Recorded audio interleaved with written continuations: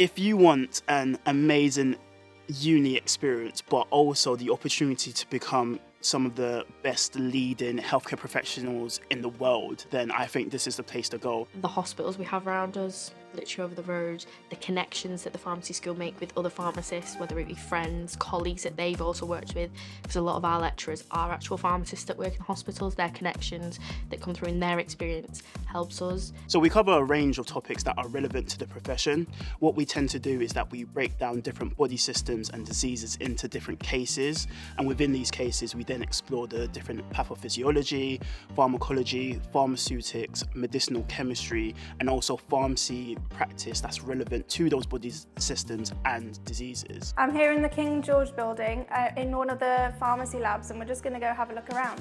So here you can see one of the pharmacy labs. This is where you'll spend time doing medicinal chemistry, pharmacology, and you'll do lots of experiments and projects during your time here at the university. So students can expect to have a range of experience in hospital pharmacy, community pharmacy, and student-led clinics in which we offer health checks to members of the public. The level of knowledge that the university gives you is really good, and I think that that will prepare me and give me the skills that I need towards to getting a job once I graduate.